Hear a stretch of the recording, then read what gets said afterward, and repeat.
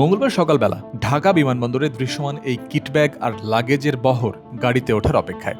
টি-20 বিশ্বকাপ মিশন শেষ করে দেশে ফিরেছে বাংলাদেশ নারী ক্রিকেট দল। এই ব্যাগগুলো তাদেরই।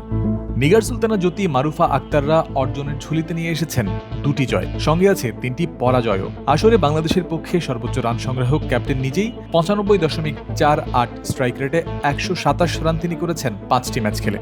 জ্যোতির নেতৃত্বে বাংলাদেশ দল নিজেদের প্রথম 3 ম্যাচেই পেয়েছিল 2টি জয়। পাকিস্তানের বিপক্ষে জেতার একটা ম্যাচ আগেই নেদারল্যান্ডসকে হারিয়ে আসর শুরু করেছিল তারা।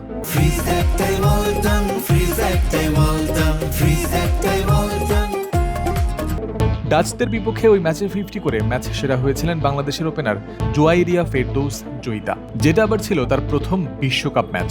শুধু ক্রিকেট নয়, বেশ কয়েকটি খেলার সঙ্গে 20 বছর বয়সী এই ক্রীড়াবিদ শুধু ক্রিকেট নয়, বেশ কয়েকটি খেলার সঙ্গে সক্রিয়ভাবে যুক্ত থাকার ইতিহাস রয়েছে তার।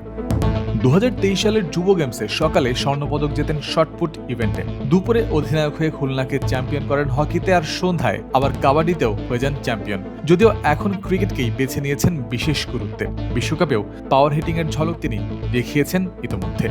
চলমান টি-20 বিশ্বকাপে অস্ট্রেলিয়া, ইন্ডিয়া, সাউথ আফ্রিকা বিপক্ষে হেরে গ্রুপ পর্ব থেকে বিদায় নিয়ে ফিরল বাংলাদেশ। দলগতভাবে প্রত্যাশিত ফল আসেনি, তবে জ্যোতি, নাহিদাদের ব্যক্তিগত পারফরমেন্সে আপাতত দলের জন্য সামনের দিনের অনুপ্রেরণা। জয়ন্ত বিন্দু, ক্রিক ফ্রেন্সি।